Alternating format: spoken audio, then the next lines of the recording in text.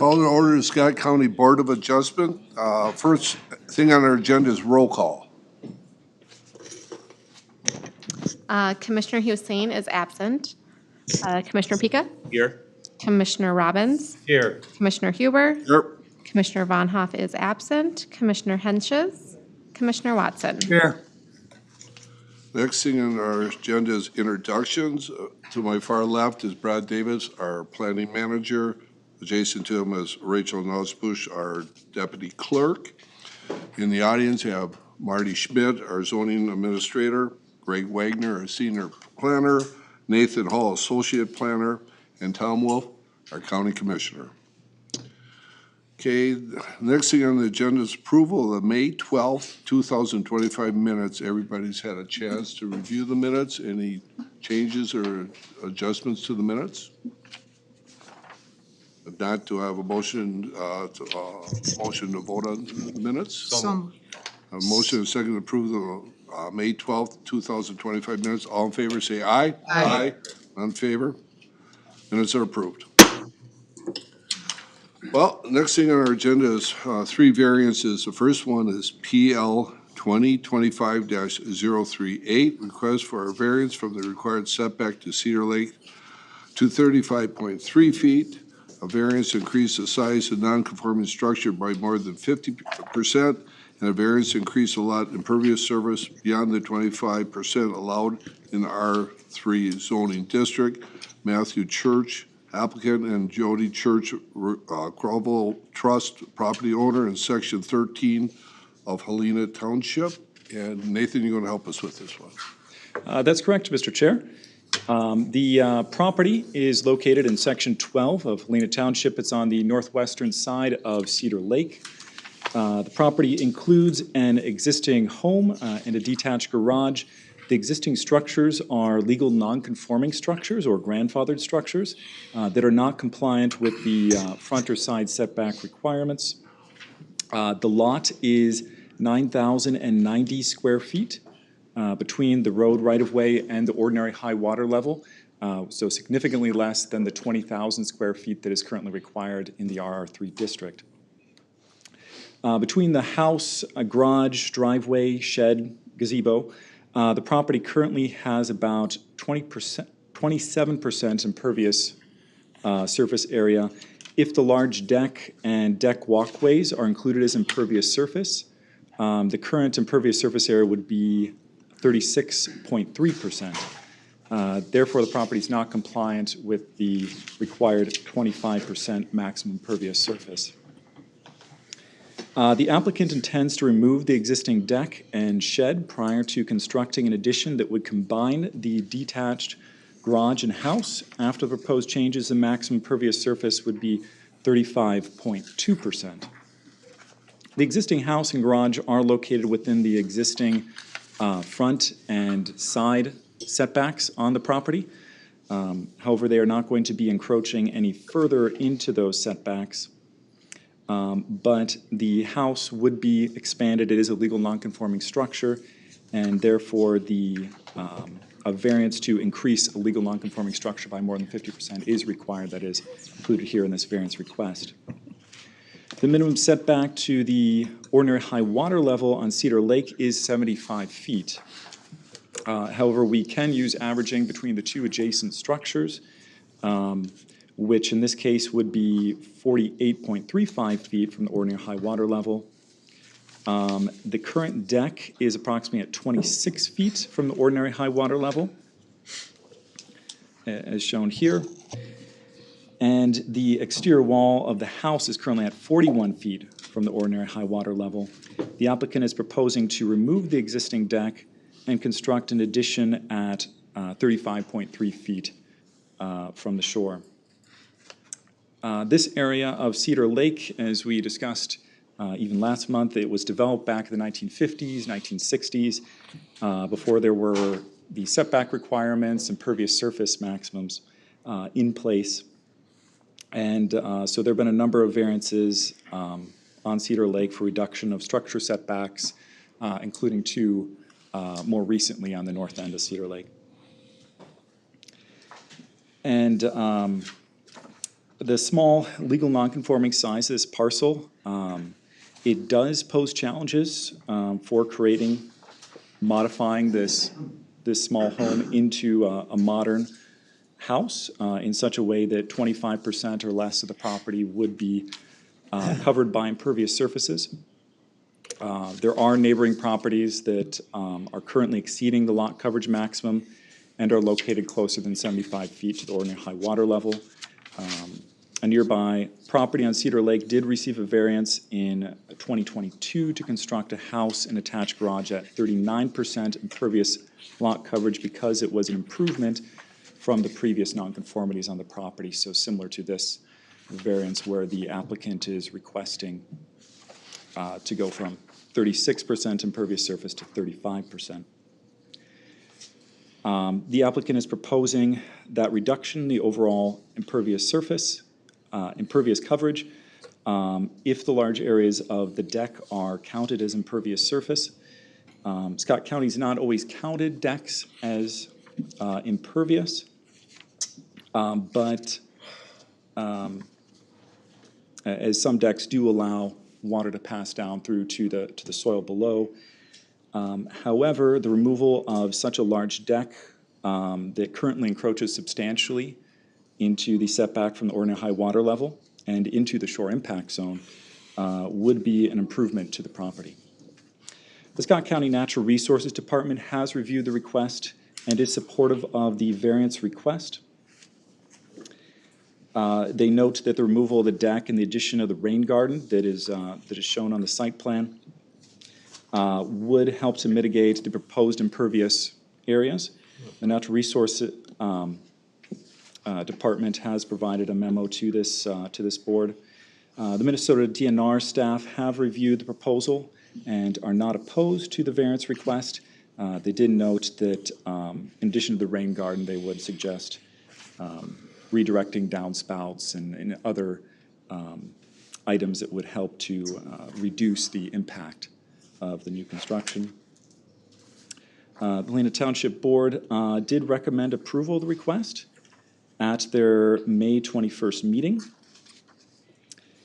And based on the criteria listed in the staff report, staff is supportive of this variance request, including the variance from the required setback to Cedar Lake to 35.3 feet, a variance to increase the size of the nonconforming structure by more than 50%, and a variance to increase the impervious lot coverage to 35.2%.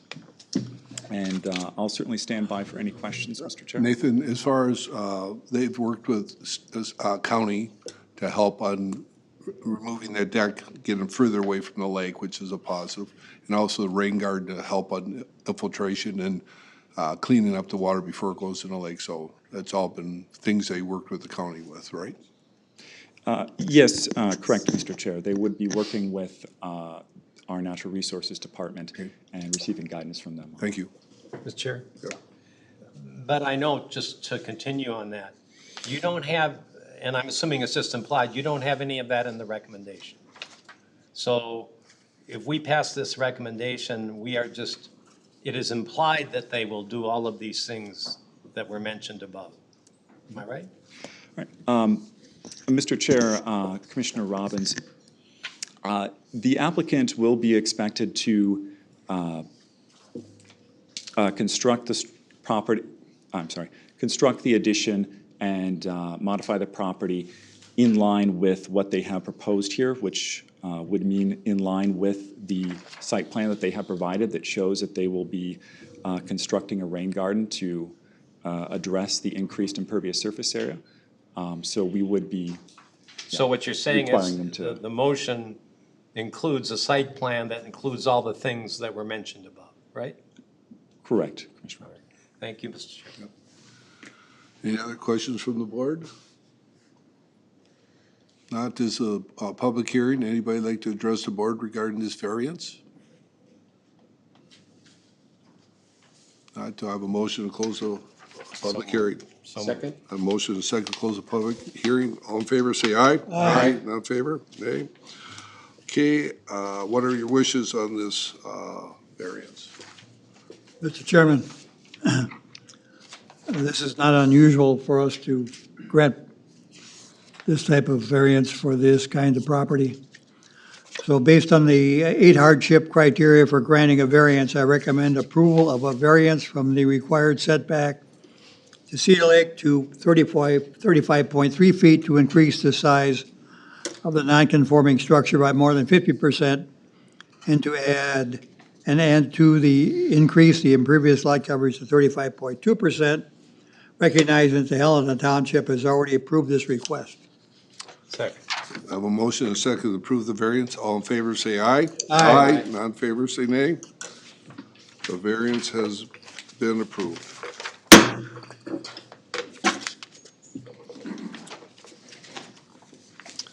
Okay, next thing on our agenda is PL 2025-442, request to approve a variance from the required 30-foot side setback to 16.5 feet to construct an accessory building addition.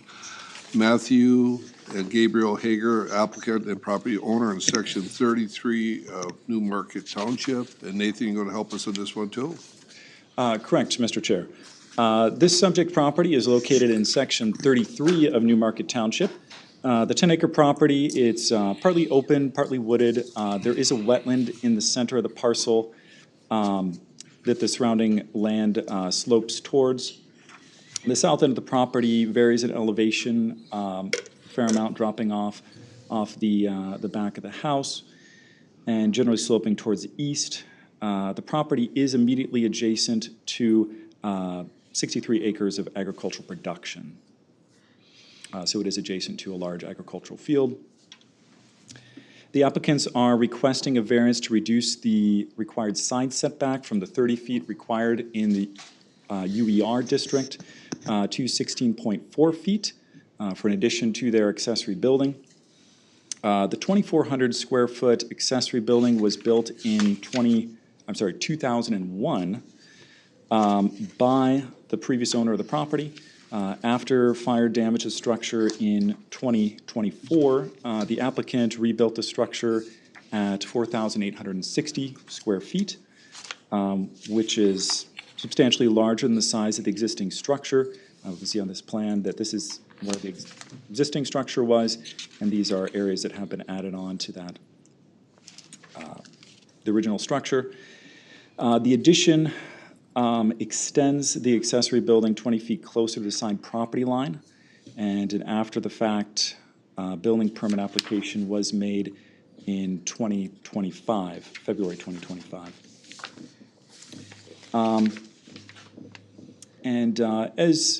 As we've reviewed this, as staff has looked at this property, do note that it appears there may be challenges with creating an addition to the existing structure that would meet the side setback due to the placement of the existing structures.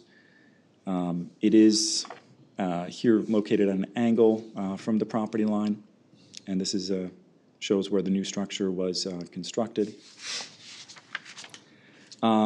However, it is conceivable the applicant would have been able to build a more limited expansion onto part of the building, or built a smaller second accessory building in another part of the property that would have been compliant with the setback requirements. And variances from property line setbacks are not something that are very commonly issued.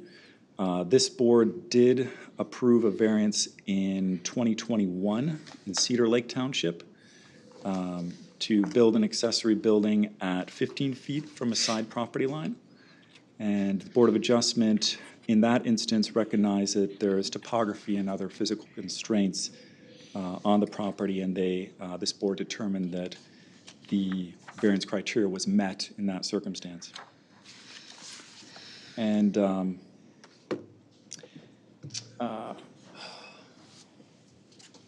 excuse me.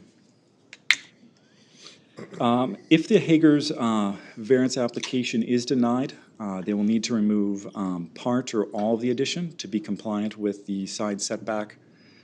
Adjusting the boundary line will not be an option because the neighboring property owner is not open to adjusting the boundary line.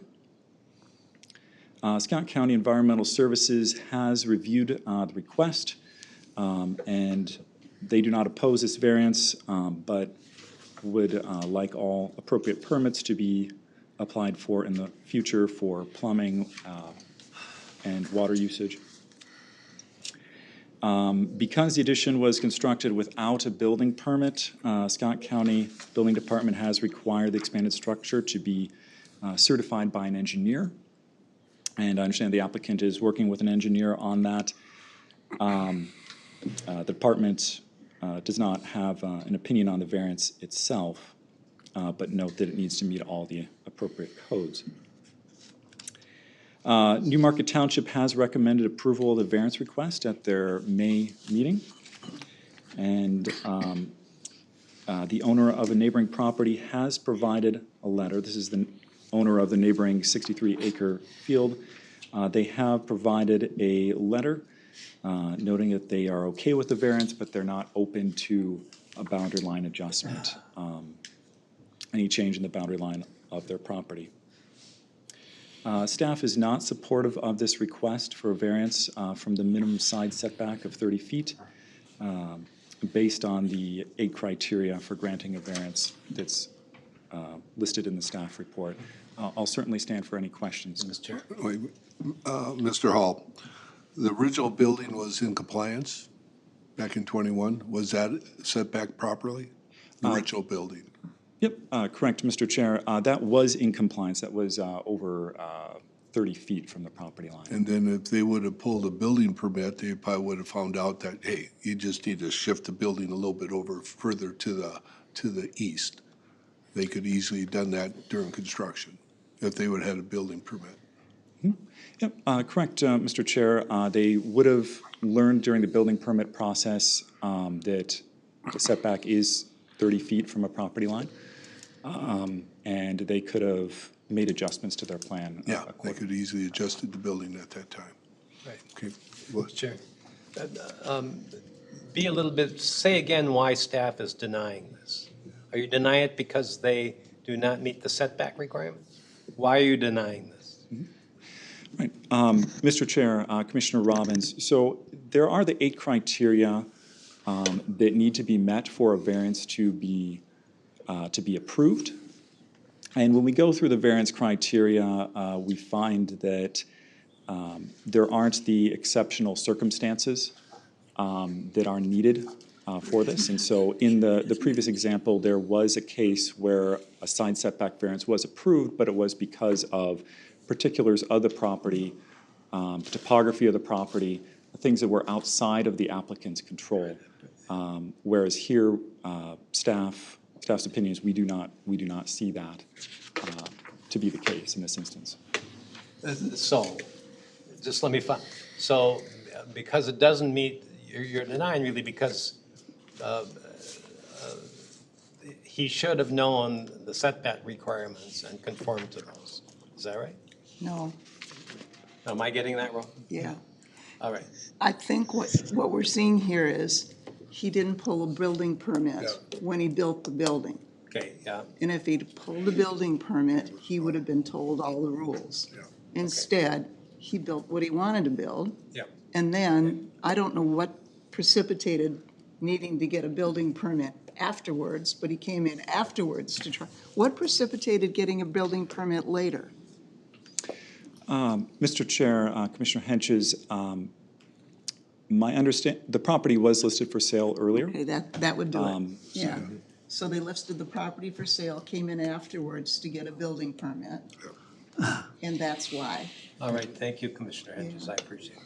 Mr. Chairman, real quick, let me just see if I can recap this quickly here, but there was a fire damage, and so the applicant replaced the fire damage building with a 4,986-foot structure without a building permit. And moving this property, this accessory building 20 feet closer to the property line. At this point, he's requested a building permit approval, which has not been granted at this point. And that was, I think he requested approval back in February 2025? That's on my notes here. Correct. Commissioner Watson, the applicant did apply for a building permit in February of 2025. Yep, that's what I see That has there. not been approved at this time Okay. due But, to. but typically, the county and we as a group typically do not approve variances from property line setback that are not commonly, these are not commonly granted. There's got to be a substantial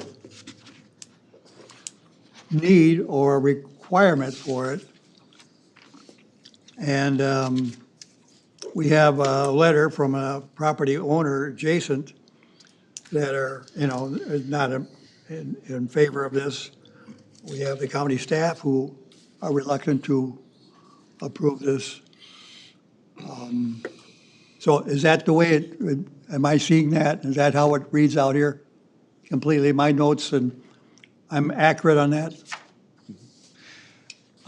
Correct, Commissioner Watson. The neighbor did not come out in opposition to the variance request or support of the variance request. But yes, your understanding Okay, is correct. thank you. That's all. I was going to say on number 5, on the granting of the requested variance would confer the applicant's special privileges denied by ordinance and owners of other land, structures, and buildings within the immediate area. So it set a precedence for that. It's a big issue. Right, Mr. Chair, one other thing, the township approved this, Correct, Commissioner. went ahead and approved this, right? They did recommend approval. All right, thank you. Mr. Chair, we consider, may I speak? Yep. We consider a lot of variances, and we use 8 criteria, and we've alluded to a couple of these here. By my recollection, of the 8 criteria, this application fails on 6 of those items, and maybe 7, that it doesn't comply, and we've always used the same criteria for every variance that comes before us, to see that it complies with all of these. And am I overstating that? And staff, you can correct me if I'm wrong on that. Right, Commissioner Von Hoff, yeah, so staff did note and provide notes in the staff report noting what criteria, I believe, was met and was not met. Yep. And staff did find that not all of the 8 criteria were met. All right, appreciate it, thank you. Any other questions? from Is this that board? property gonna be for sale then yet, or is that once, if we approve the request, is it gonna be for sale then, the property, or?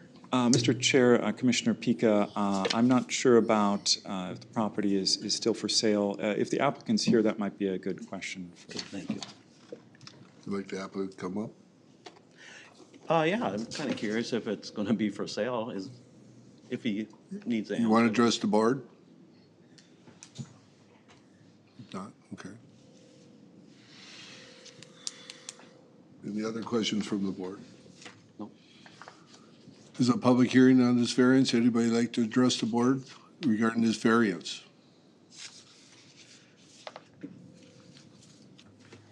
Not to have a motion to close the public hearing. Second? Motion to second close the public hearing. All in favor, say aye. Aye. Okay, and your wishes on this variance? Well, Mr. Chairman, based on the 8 hardship criteria for granting a variance, I recommend denial of the requested variance from side setback requirements. Second. I have a second for denial. So the motion is for denial. All in favor, say aye. Aye. Not in favor, say nay. The variance is denied. Sorry about that.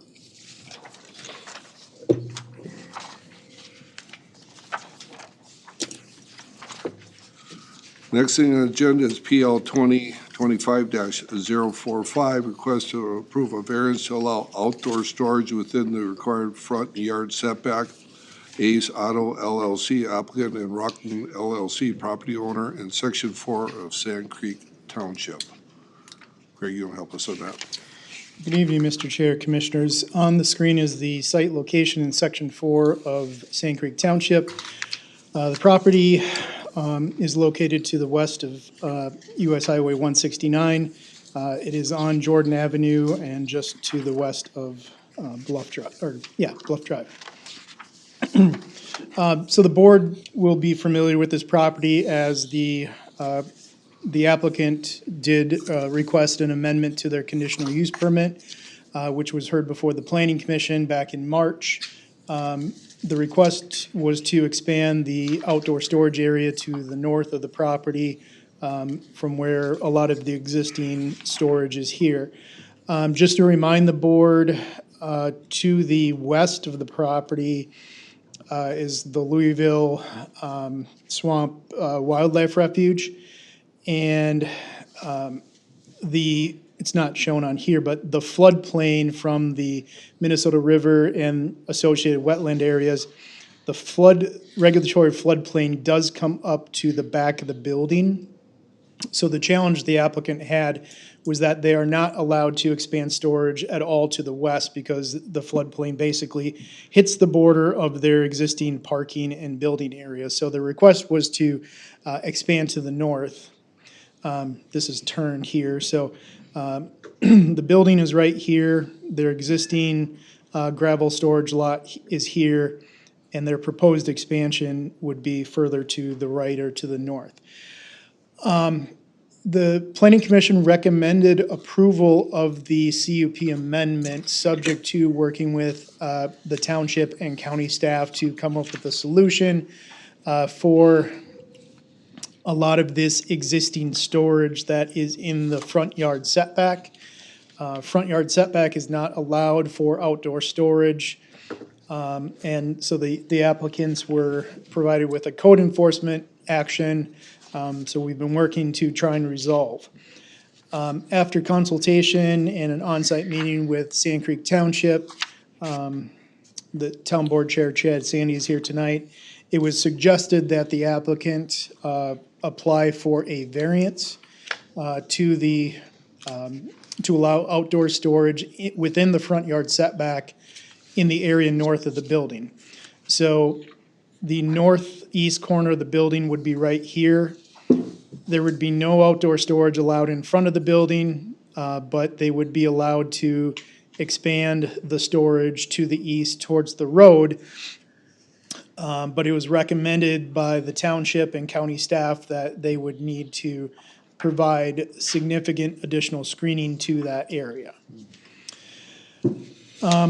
So what the applicants have proposed would be utilizing their existing 6 to 7 foot chain link fence. They have a chain link fence around the site with barbed wire on top.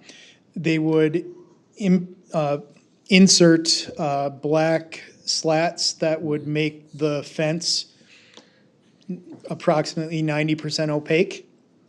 But then at the request of the township, and again, the applicants met on site with Chad Sandy, township chair.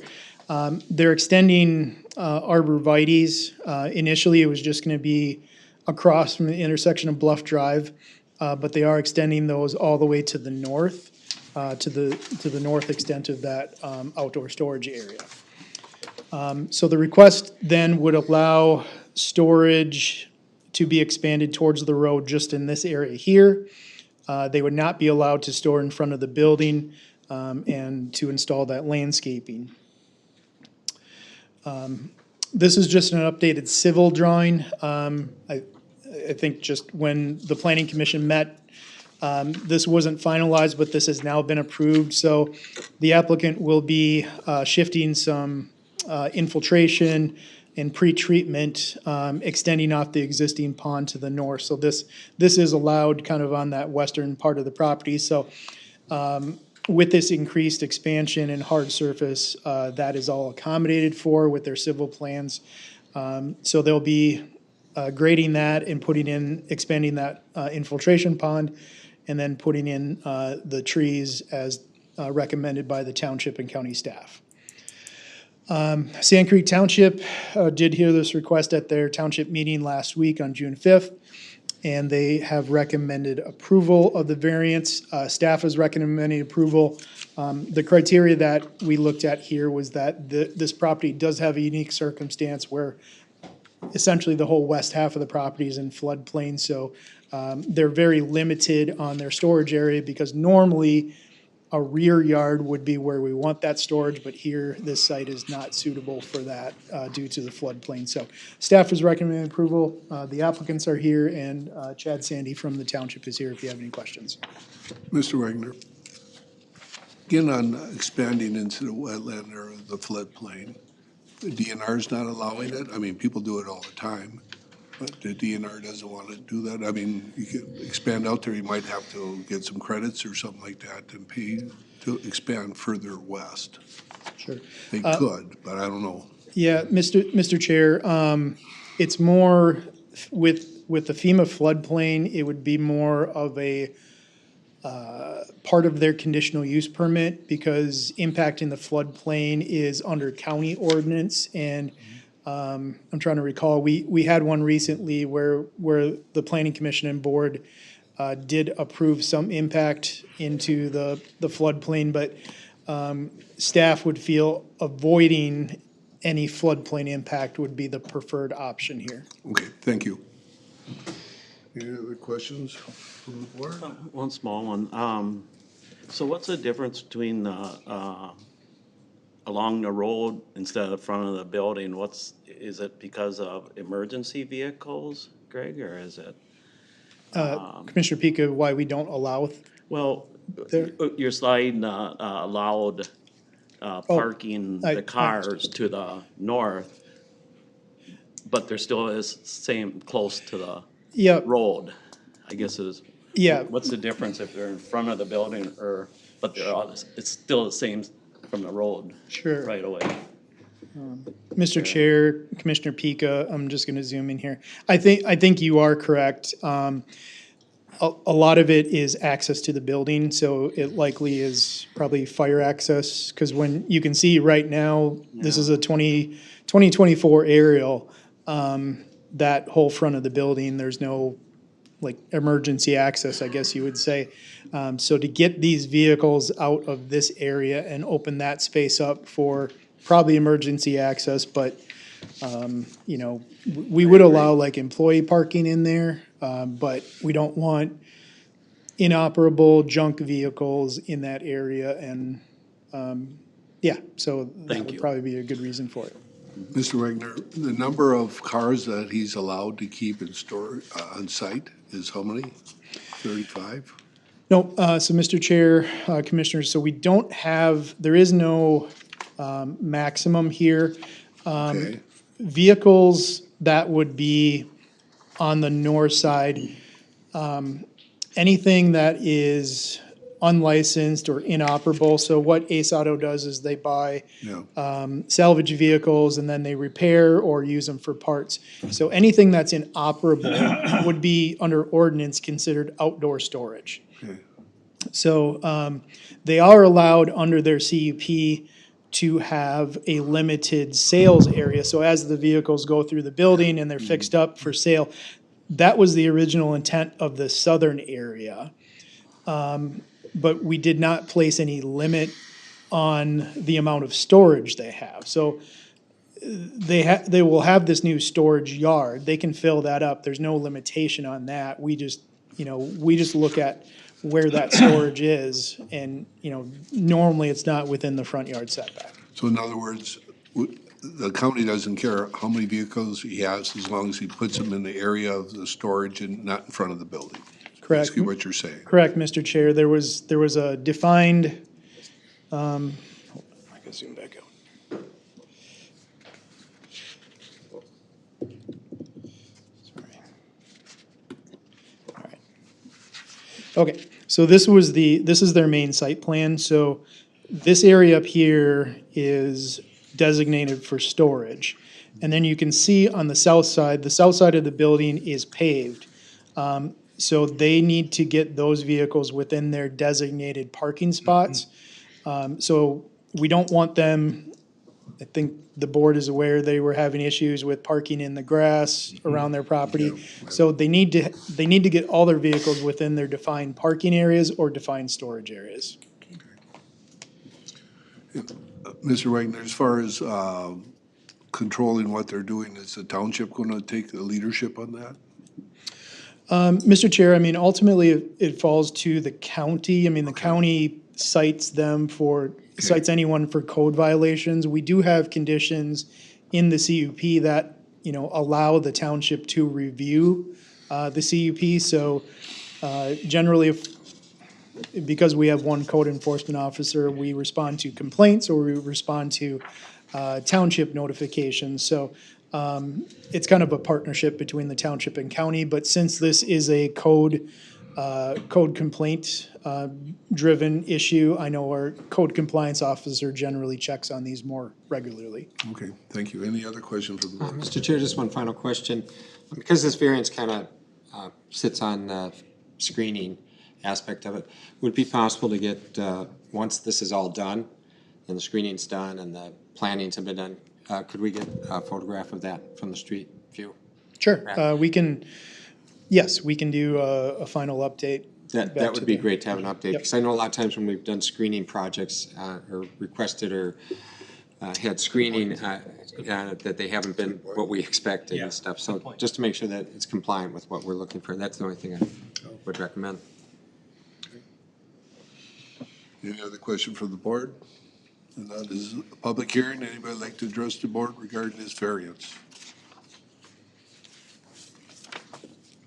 That have a motion close. So moved. Public hearing? Second. I have a motion and a second to close the public hearing. All in favor, say aye. Aye. And your, I guess, wishes on this variance? Mr. Chairman, based on the variance criteria listed in the staff report, I recommend approval of the variance to allow outdoor storage within the required front yard setback located north of the existing building. Do I have a second? Second. I have a motion and a second to approve the variance. All in favor, say aye. Aye. Variances have been approved. Anything else, Brad, for the board here? Okay, do I have a motion to close the Board of Adjustment? So moved. Motion, do I have a second? Huh? Second?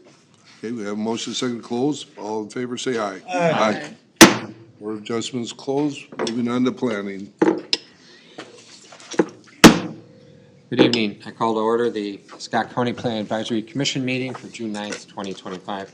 We'll start with roll call and introductions. Commissioner Hussein is absent with notice. Commissioner Pika? Here. Commissioner Robbins? Here.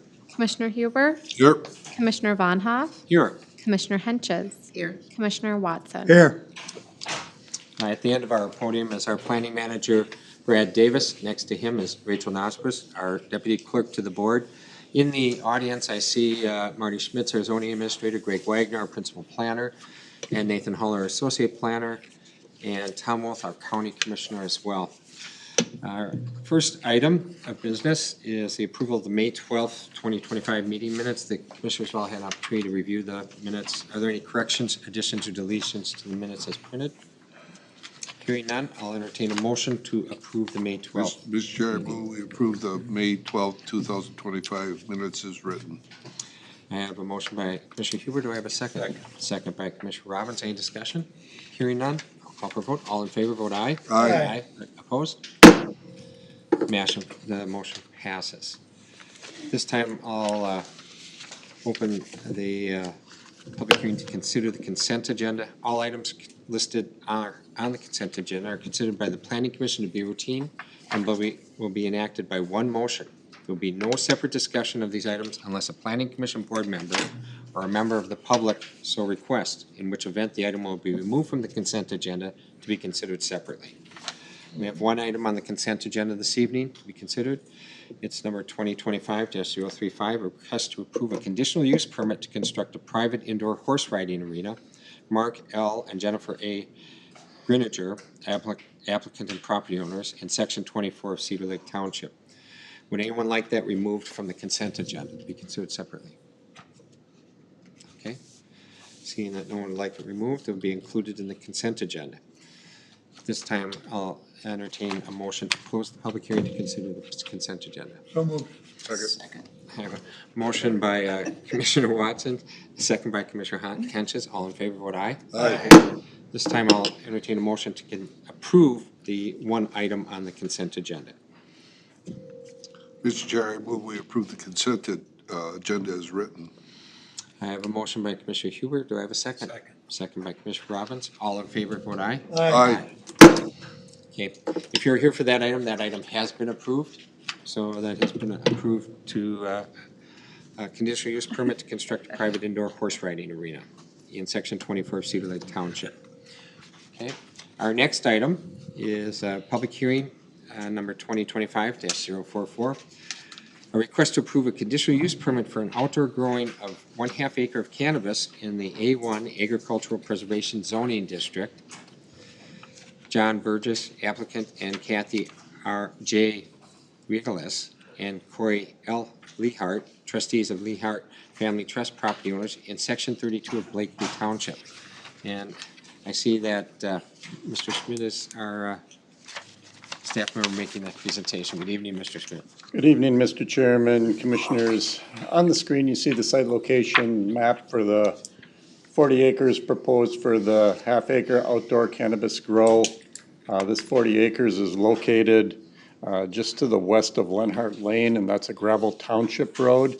It's about a 1/4 mile north of State Highway 19, which is the southern county boundary, and about a 1/4 mile to the west of State Highway 169 or Johnson Memorial Drive. Johnson Memorial Drive.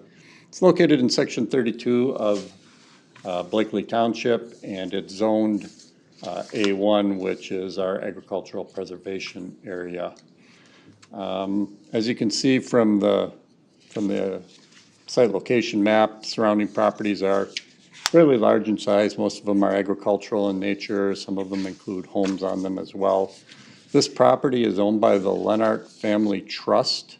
The applicant is a relative of the Lenhart family, and he does have a lease agreement for the cannabis field on the Lenhart property. Here is a aerial photo, kind of a closer up of the 40 acres proposed for the cannabis field. Outlined in red here, access to the property is via driveway off of Lenhart Lane. Cannabis field is proposed to be located north of the home, which is here in this grassy area. So it's proposed to be located in this area, kind of in the center of the property. In this location, the applicant felt it was the most secure. It is surrounded on 3 sides by trees to the north, to the west, and to the south. It's located about 900 feet back from Lenhart Lane.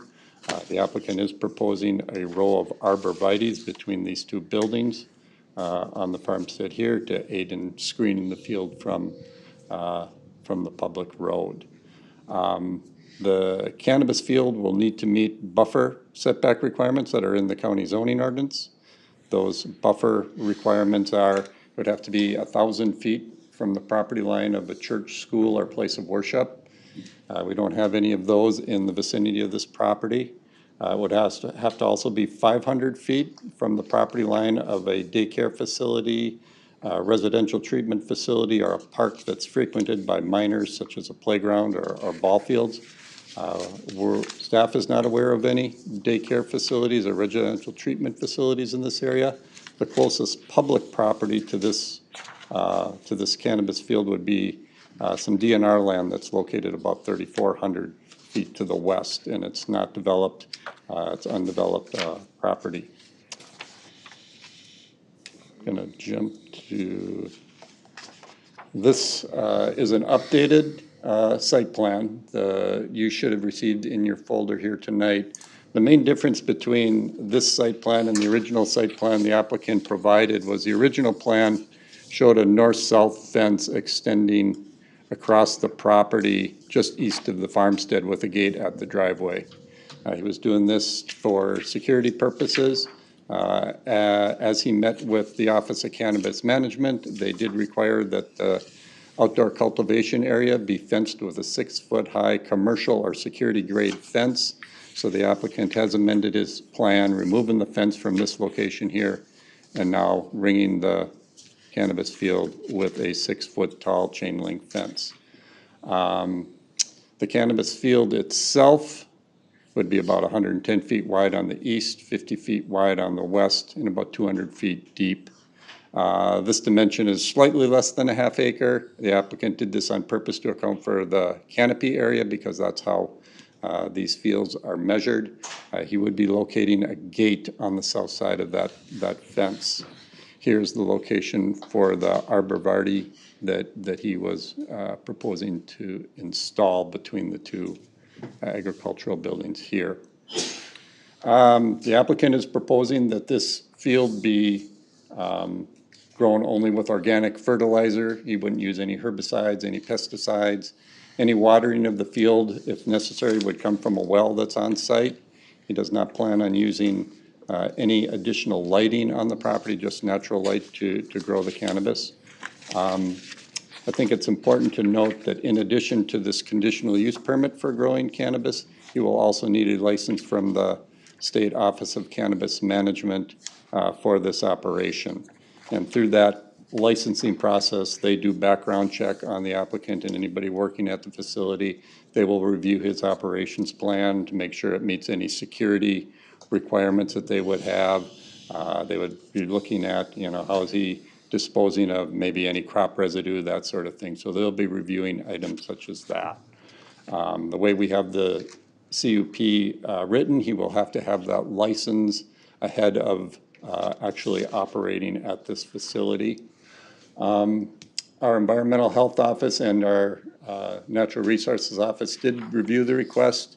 Our Natural Resource Office didn't have any comments on the request. Environmental Health did request that a compliance inspection be done on the septic system. This was requested because we have no information on this system.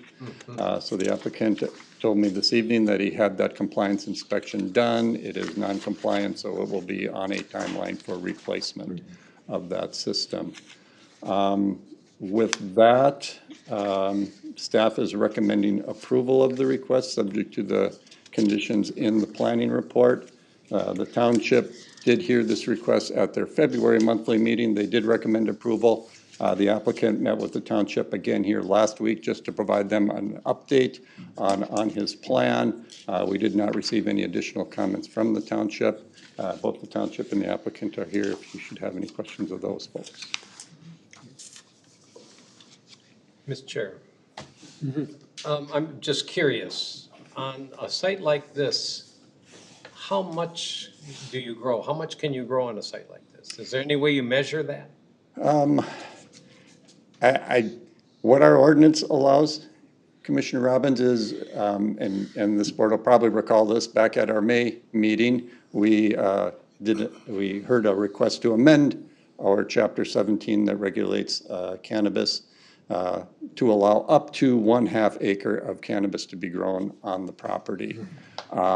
That amendment was recommended for approval by this board. That amendment went to the county board June 3rd, and the county board did approve that change. So this is the first request coming forward under that proposal. So right now, he's limited to 1 acre of cannabis or 1/2 acre of cannabis that he could grow at this facility. If you're asking me how many pounds of cannabis that produces, I cannot answer that. I think I'm just a curiosity of that. I mean, how much is it? 3 baskets, or, I'm trying to get a picture. Oh, no, it's a little bit more than 3 baskets. Yeah. My name's John I'm sure it Burke. is. I'm sure it is, yeah. Johnny Green Thumb LLC. No, what we can actually, we sat down and we did some numbers. On a 1/2 acre exactly with 3 foot by 3 foot, you can put 2,138 plants in there. Now, anywhere for outside can be 3/4 to a pound per plant. Now, a pound per plant, that's a pipe dream. That's like Californians going to dig for gold and they're getting the big rocks. It's not gonna happen. But what is gonna happen though on just a regular is roughly around 3/4 per. So on this, we agreed 1,000 plants for my first run just to see how everything is. Because personally, I wanna do everything natural. There's absolutely nothing natural about a marijuana field going like this. The plant does not like touching each other's, it doesn't, so I'm growing it absolutely natural, not Right, so 1,000 would be absolutely perfect. I should be able to pull somewhere around 800 pounds off. Thank you. Right. Do you want me to stay? As far as these plants get fairly tall, do you have to stake them, hold them up? You know, these first ones, I believe I will have to stake them just because they've been, I mean, you can have the seedlings, when they first sprout out, nothing. They're just like a tomato plant. They'll just grow up, you know, they get somewhere around 3 to 4 foot high, and then they start turning into, they're mature, right, and then that's when they start doing the stretch. Sometimes their stretch gets just unruly, and then you'll have to stake them to make sure that their stock can, so they don't get like a Jeep and all top heavy. Sure, thank you. Mr. Chairman? Commissioner? Question for Marty. Marty, can you have one of the conditions, actual conditions, be that that fence is put in?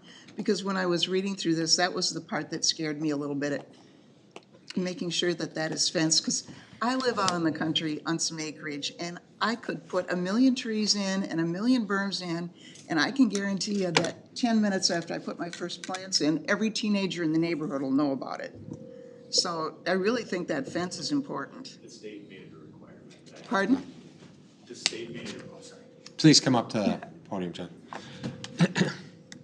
The state made it a requirement that I need to Good. have Thank you. that fence in there first. The arborvitaes are just so, there's no, you know, it's more, Yeah, I get it. Screening. I'm just telling you, the teenagers will know what's there. Oh, and yeah, you well- gotta fence it. I was a teenager once too. Yes. I understand. In the sweet corn fields, have you ever ran by a sweet corn field and you didn't see a car parked next to it? I mean, Just a minute, Mr. Chairman, Commissioner, Mr. Burgess, would you come back up, please? Would you talk to us about the cameras you're going to install? yes, so if you look on every one of these corners. We can't see that. See that, you have to kind of point it out here.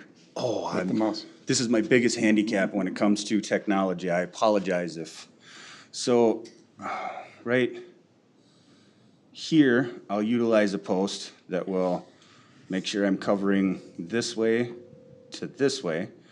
I'll utilize another post here that will cover this way to this way.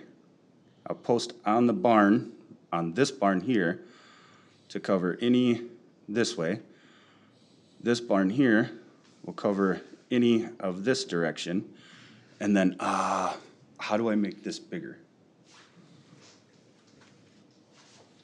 So What we probably need to do is go.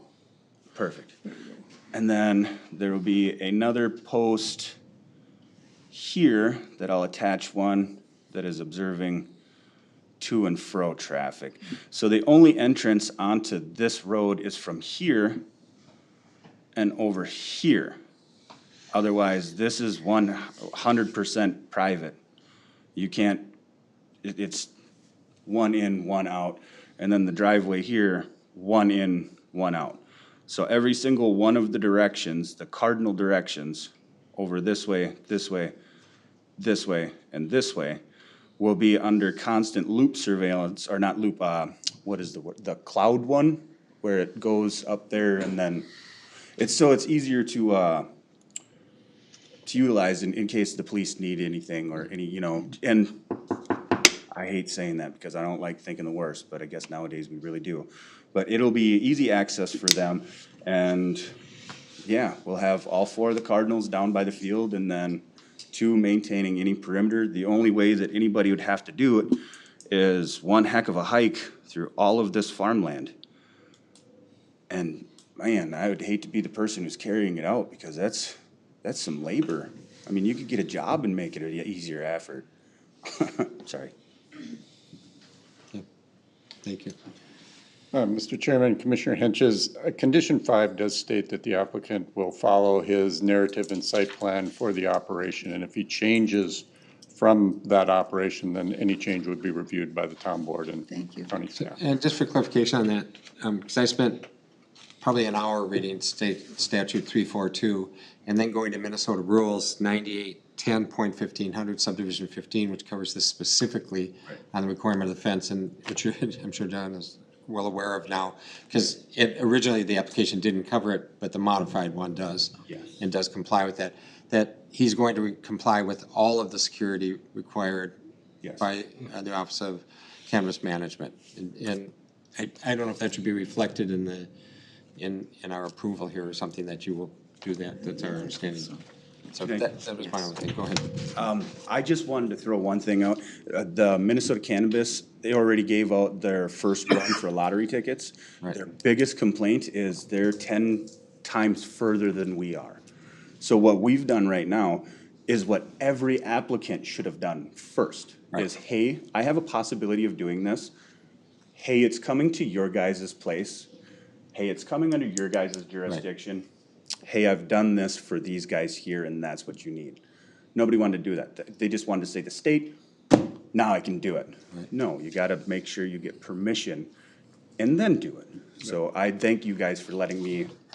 It's definitely the right way to do it, Thank you. and we agree with that, and make it successful. I just want to reflect that, though. I think, Mr. Chairman, condition 7 gets to your comment. The draft condition 7, outdoor cannabis grow operation shall at all times be in compliance with Office of Cannabis Management license requirements and rules. Yeah, I just want to make sure that we had that in there. That was the only thing I had, and already it's happening, so. In the application. Any other questions? No. Okay, this is a public hearing. Would anyone like to make comment on this application? Come on up. Yes, and please sign in and start with your name.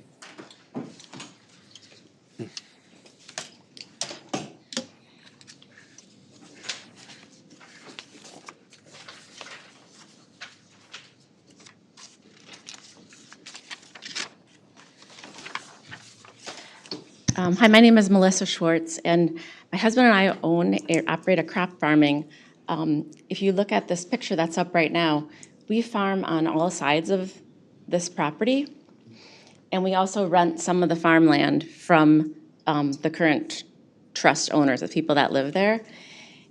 What I'm concerned about is my son and daughter-in-law live in the home that is directly north. And if you can see where the red property line is, there's going to be some open space where the plants and where the fencing will be visible, because that's our driveway directly north of the property. So I'm wondering if I can ask if Mr. Burgess would be able to block the that northeast So you're asking corner. for screening For from your view, so you wouldn't be able to see that. Right, and for security too, because a lot of UPS drivers, general traffic goes up the driveway. Okay. I would really appreciate that. And another thing I would like to say, just so both of us could be successful, is I have, we farm next to other organic farmers and a commercial bee operation. So, and we've been farming for almost 40 years, so we are well, we operate within the MPCA and the Minnesota Department of Ag as far as applying fertilizers and all of our herbicides within the guidelines. And one of the, as we understand it, and according to the Department of Ag, that organic farmers are responsible to have the appropriate buffer zones to protect the organic status of their crop. So I would like this on record with the board that if John Burgess, if he has any questions, or if I'll share this with you, and if there's something that doesn't align with what you understand, and please feel free to contact us. And I don't know if you have a organic certifying agent yet? Is that? Yes, I'm actually working with one right now. As soon as this is operational, I already have a whole organic facility that We got to come up to the podium so we can record this and make sure it's in the minutes. Sorry about that. Everything. Respond, and you are? I'm John Burgess. Thank you. And now with everything that is going on, as soon as I am certified and we have plants in ground, I have two different companies that are working with me. One is a vodka company and another one is a seltzer company. Both of them have their own testing facilities, their lawyers for their agricultural community and what needs to be compliant with and the testing and everything. So it will be absolutely rigorous, and like, the traffic was one thing that was brought up. There's absolutely no traffic. There will be no employees, no anything, so. And as long as you guys are accordance to regulations and everything, there should be no issues. Absolutely. Thank you. Does that address your concerns, Matt? Do you have any Yes, further that, concerns? thank you for your time. Okay, Mr. Chair, thank you. Yeah. If they can both, you mentioned, go back and talk about the buffer again. You said there had to be a buffer. Well, the Department of Ag requires up to a 50-foot buffer, but that can be reduced depending on, like in this example, a buffer would not be required where it's wooded, because there's big woods between our farms. Yeah. But on the east side, there's only grass. Right, and And- this is the side you're talking about right here, right? This side right here? Right, on the So east this side side. right here will have, giant thuja arborvitaes. Yes, so to protect your crop. Yes. We need to make it's important for, we just want John to understand that, he has buffer strips to protect the certification of his organic Yes, and I status. appreciate that, thank you very That much. would be, Okay, thank you for your time. That is my comments. That would Thank work you. then, that would work then. thank you very much for your comments. Regen stuff, correct. Thank Do you you. guys need me for anything? Nope. Thank you very We'll much. call you back. This is a public hearing still. Would anyone else like to make comment at this time? Okay.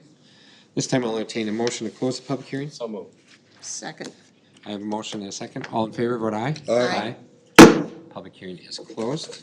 At this time, I'll entertain a motion. Mr. Chairman, I would like to have a slight addendum to the motion when we make it, and that's lengthen the amount of arborvitae, which would be going, which direction, I'm trying to figure that out, would be, North. Northeast. would that be going, Marty? Be northeast of the fields. Okay, so we between this want to building and the include woods. that, the arborvitae should continue to provide a buffer between this property and the neighbor's property. Okay. Thank you. We will include that in the an addendum to the motion. Any further discussion? This time I'll entertain a motion. I'll make the motion. Okay. Commissioner Pika? Subject to the conditions of approval, the conditional use permit conforms in the ordinance, therefore, staff recommends approval of the conditional use permit based on the criteria approval and condition of the approval listed below, and with added Lee comments on. Okay, could you add in also the language on the motion on the next page? There's language on the motion as well on the next page, Yeah, at the very end. I was on the wrong one. So, yeah, based on the criteria for approval, conditional approval, this is in the staff report. I recommend approval of the conditional use permit for John Burgess to operate the 1/2 acre outdoor cannabis growing operation in the A1 zoning district. I have a motion by Commissioner Pika. Do I have a second? Second by Commissioner Robbins. Any further discussion? Okay, at this time, I'll call for a motion. All in favor, vote aye. Aye. Opposed? Motion is approved and request has been approved. Thank you very much. And thank you very much for your comments as well this evening. All right, the next item of business this evening is the planning manager update. And I'll go to Mr. Davis for that. All right, Mr. Chair, Commissioners, since our last meeting, the board did approve several items that you recommended. Back on May 20th, they approved the conditional use permit amendment to construct accessory building over 50% of the size of the principal building. That was Jeff Modine was the applicant in Louisville Township. They also approved the rezone of 18 acres from RR1C back to RR1. That was in Cedar Lake Township. Mark Schroeder was the applicant. Last week, the board approved the preliminary plats of Brink Business Park that created 20 lots total across 2 different plats and a 3-way developers agreement. So that was probably one of the larger plats that the board has approved this year, a 20-lot plat. That is all a rural business zoned area, so for those types of uses. As Marty mentioned, the board did approve the zoning ordinance amendment to allow outdoor cultivation of cannabis and also the sale of lower potency hemp products in either a commercial zoning district or in one of our legal non-conforming taverns. And finally, they approved the interim use permit amendment for Seavers to operate the temporary cannabis event that's been known as the Doobie Dabbler, and also allowing private day park events. That is an update of board approvals. We have maybe 4 or 5 applications in for July, where we may consider putting in a workshop on that calendar. If that doesn't work out, we'll look at that for later in the summer. Okay. Anything for the board adjustment, or don't you know? Nope, they're all planning commission. Sorry about that. I think somebody's To going the fishing. cabin, yeah. We gave you 3 items tonight, that was. Yeah. Yeah, that was plenty. Mr. Chair, Yeah. you know, I wanted just to express my gratitude and thanks to staff for a wonderful tour that we had a week ago, and for all the work that you and your staff did. It really, I think, helped all of us make some sense of what we do, and we can see those projects. So, thank you. Yeah, I appreciate that, thank you, and we extended our thanks to our 2 hosts, Steve did a great Albrecht job. at SMSC and Marty Presser, Right. I remember at Pentagon Mining. So both of them were really nice hosts, gave their time, their afternoon off to meet with us. It's very powerful when we can go out and see these things and actually visualize them and go to the sites. And it's the first time I've been in a mining operation when it was actually running, Yeah. you know? That and was for really that- cool. And it helps us in a number of ways. I was amazed how you couldn't see it from the road. Right, right. That And was the the noise part that was was not, really a surprise. when it was running all the time, of how much noise it generates and stuff. Because we get these people who come in with these concerns, and when we can say, oh, yes, we know what you're talking about, or we've been there, that's very powerful, so thank you. I agree, I think it reinforces the screening that we talk about so much in Yes. these Screening is meetings, huge. how important that screening is Yep. for neighbors, for all different uses, but Yep. particularly the mining, yep. So that was great. Well, that one particularly because residentials are coming right up to it now. Right, exactly. I think also critical in any of these gravel pits is restoration. What it's gonna look like. Yeah. when And it's how all that done. process works. Yes. To see that in process is really helpful. Yeah. So that was all good. I mean, Yep, that was very, thank you. it's very educational, and you almost learn more going out and doing that than even having discussions or presentations on sometimes. And throughout this year, if you have ideas for where you'd like the next bus tour to go, we'll probably pick the central or eastern part of the county. Yeah. But if you have some projects, let me know, so I'll start a running list. Okay. Well, thank you for staff doing a good job. Vanessa brings opening up another subdivision. Were we down there at one time last year? Maybe 2 years ago, I years think we visited the Fieldstone, but you're right, I just mentioned Brink, the Brink Business Park. Yeah. I'm not sure when that will be online, but we'll see if it's online for our next Yeah. tour. Yep. That's all I have. Okay, very good. And anything else for Cos? Nothing? I just want to apologize. I ran into the road construction coming into Shakopee, and I said, oh, shoot, they closed the road, so I got turned around. So I apologize They to them. close the road everywhere. You're 100% correct there. So- You can get into Minneapolis, but you cannot get out. It's road construction in winter in Minnesota. Okay, at this time, I'll entertain a motion to close the public hearing. Motion by Commissioner Henches, second. Second by Commissioner Robbins, all in favor, vote aye. All right. All right.